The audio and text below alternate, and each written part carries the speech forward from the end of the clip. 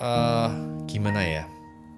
Sebenarnya sih saya sudah lama sekali ingin bikin konten ini, tapi ada sedikit keraguan dalam hati saya. Saya ragu karena mungkin nggak banyak orang yang punya pandangan yang sama dengan saya, dan mungkin ada banyak teman-teman yang kaget mendengar eh, solusi saya ini. Jadi sebelumnya disclaimer dulu ya teman-teman, kalau teman-teman memang merasa video ini mendatangkan kebaikan, video ini teman-teman mendapatkan manfaat, silahkan diaplikasikan dalam kehidupan teman-teman. Tapi andaikan konten di video ini teman-teman merasa ada sedikit yang kurang pas menurut teman-teman, ya nggak apa-apa, dibuang saja. Karena saya belum tentu 100% benar.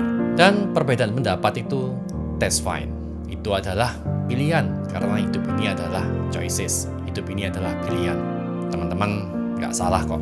Oke, jadi di video ini kita akan membahas tentang sandwich generation. Sebelumnya kita belajar dulu, apa sih sandwich generation itu?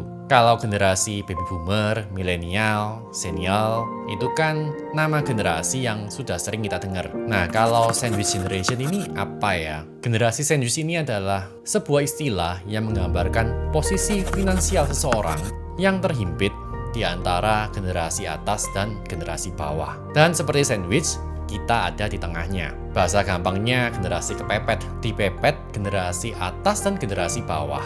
Generasi atas misalnya bisa orang tua, nenek, atau saudara yang lebih tua yang membutuhkan bantuan finansial. Belum bebas secara finansial, sementara biaya hidup mereka semakin mahal. Kemudian generasi bawah adalah generasi anak-anak atau cucu yang membutuhkan biaya hidup. Dan biaya hidupnya nggak kalah tingginya. Jadi generasi sandwich ini menghidupi 3 generasi sekaligus. Generasi atas, generasi bawah, dan mereka sendiri.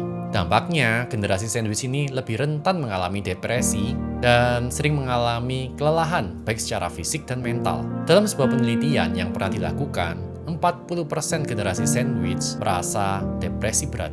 Nah, kemudian apa sih ciri-ciri generasi sandwich?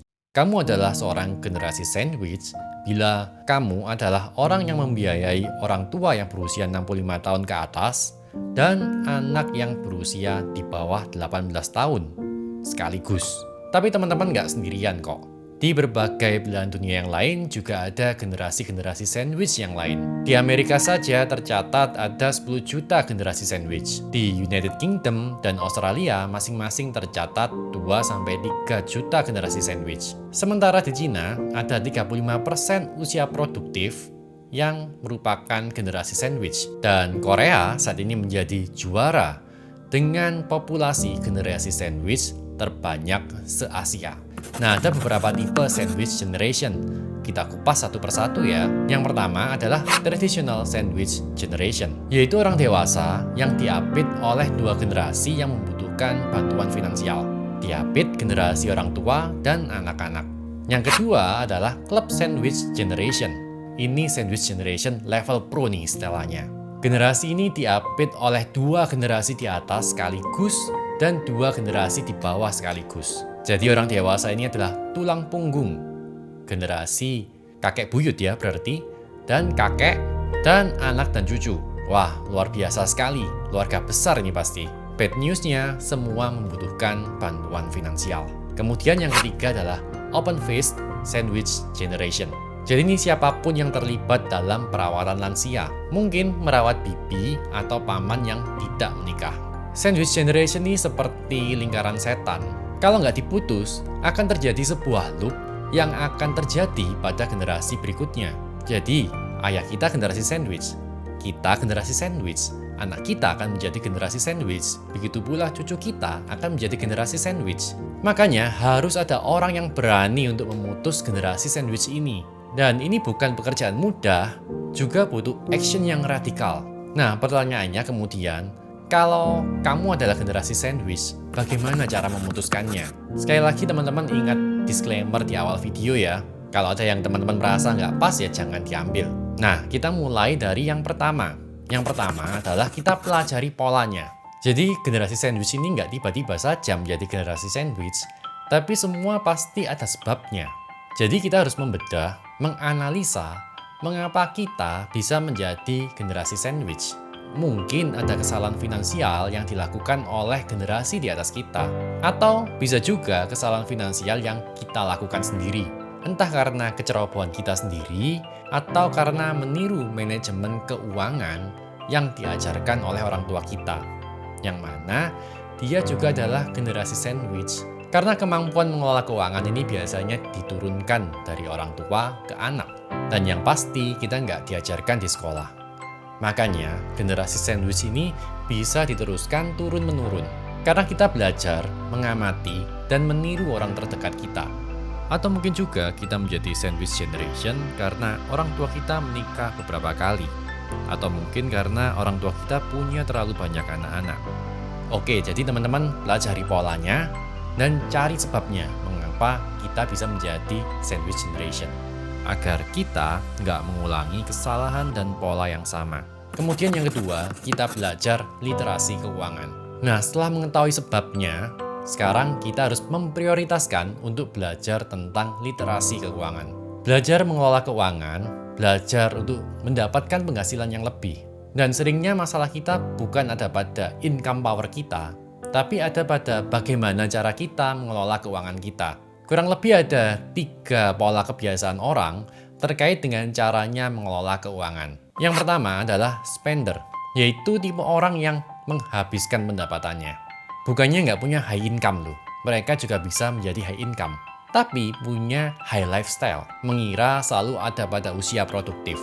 Mengira langit selalu biru, tipe optimis, besok kan masih bisa dapat uang. Kemudian yang kedua ada tipe saver. Mereka adalah orang-orang yang suka menabung. Dan ini lanjut ke langkah kita yang ketiga, yaitu kita harus berani mengurangi pengeluaran dan menambah pendapatan. Pada langkah yang ketiga, kita harus menjadi tipe orang yang kedua, yaitu menjadi saver, menjadi orang yang suka menabung. Baru setelah kita bisa menjadi saver, kita bisa menjadi tipe orang yang berikutnya, yaitu menjadi investor. Menggunakan uang tabungan kita bukan untuk kebutuhan konsumtif, tapi menggunakannya untuk membeli aset dan membangun pohon uang kita.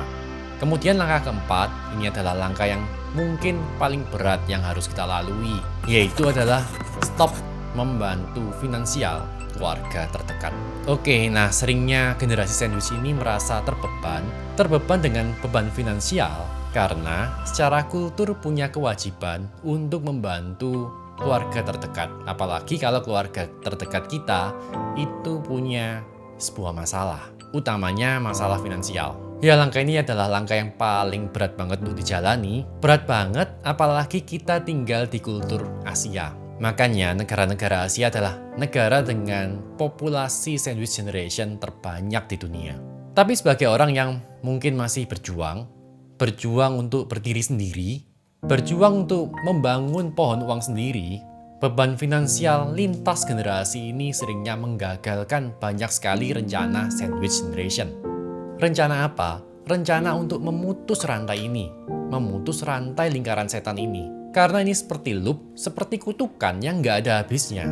Karena kalau kita sandwich generation, bisa dipastikan orang tua kita juga sandwich generation dulunya. Kakek kita juga sandwich generation dulunya. Hanya mungkin istilahnya belum ada. Kemudian apakah kita mau membiarkan generasi di bawah kita, anak-anak kita, cucu kita juga menjadi sandwich generation seperti kita? Dan loop ini menjadi susah diputus karena hilangnya banyak momentum. Hilangnya momentum dan kesempatan yang diakibatkan karena kesalahan prioritas keuangan. Uang yang seharusnya bisa untuk membangun pohon uang kita malah digunakan untuk membantu orang lain, saudara kita, atau mungkin generasi di atas kita yang membutuhkan bantuan finansial. Padahal kalau kita punya pohon uang, kita bisa memutus rantai sandwich generation ini untuk selamanya. Dan kalau kita bisa memutuskan rantai ini untuk selamanya, kita juga bisa membantu keluarga yang lain. Bukan berarti nggak membantu, tapi semuanya ada masanya.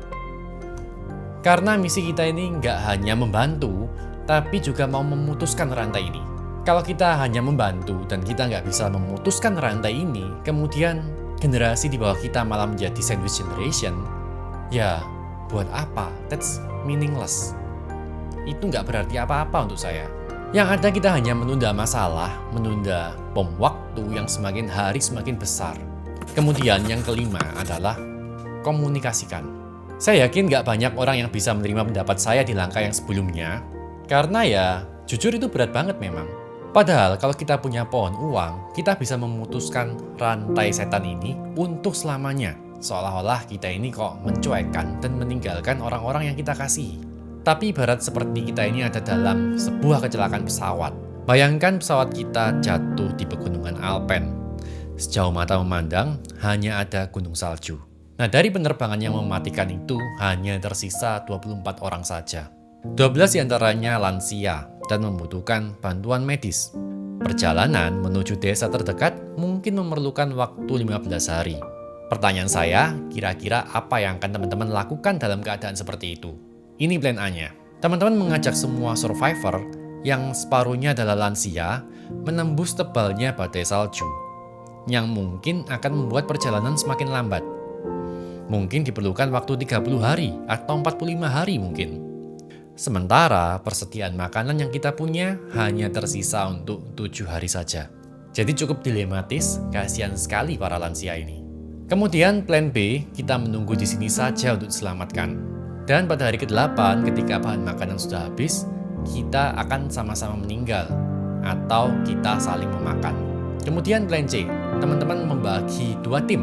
Tim lansia stay di lokasi jatuhnya pesawat. Tim orang-orang muda yang masih kuat berlari sekencang mungkin mencari bala bantuan dan kembali dengan tim SAR. Nah, kira-kira teman-teman nangkep nggak maksud saya di sini? Kira-kira teman-teman akan pilih opsi keberapa? Isi di kolom komentar ya guys. Kemudian langkah yang ke-6, lakukan reverse engineering. Saya sudah pernah membuat video tentang reverse engineering, teman-teman bisa melihat video itu ulang. Reverse engineering adalah metode untuk mencapai goal dengan cara seefektif mungkin. Dengan cara merencanakan dalam tanda kutip berjalan mundur. Nah, untuk lebih detailnya, kamu bisa lihat video saya yang berjudul Reverse Engineering. Nah, teman-teman masih ingat cerita tentang pesawat kita? Kalau teman-teman memilih plan C, teman-teman harus membuat plan dan strategi. Ini tentang hidup dan mati. Karena bahan makanan kita hanya cukup untuk 7 hari saja. Dan para lansia itu mungkin nggak punya kekuatan atau stamina untuk menahan dinginnya gunung es. Yang ke-7, kita harus berkomitmen. Jadi setelah memilih plan, dalam case ini saya memilih plan C. Nah, bagaimana dengan teman-teman? Kalau teman-teman juga memilih plan C, teman-teman harus berlari sekencang mungkin. Tetap berkomitmen untuk tidak menyerah apapun yang terjadi. Evaluasi dan ubah strategi bila perlu. Ingat, para survivor lansia kita sudah menunggu di tempat jatuhnya pesawat. Dalam dunia nyata, ini adalah jatuhnya pesawat finansial keluarga kita. Logikanya sih mati bersama adalah pilihan konyol. Tapi sudah ada berapa banyak orang yang memilih pilihan ini dengan alasan kasihan, iba, nggak tega, omongan orang lain, dan masih banyak lagi. Tapi satu hal yang saya percaya, orang-orang yang teman-teman kasih itu nggak mau melihat teman-teman mati bersama mereka. Tapi saya yakin mereka pasti mau untuk menunggu teman-teman datang membawa bala bantuan, mengangkat, menyelamatkan mereka, dan menjadikan jatuhnya pesawat finansial keluarga kita ini menjadi sebuah sejarah. Saya Angga Dinata, sampai jumpa di video yang lain.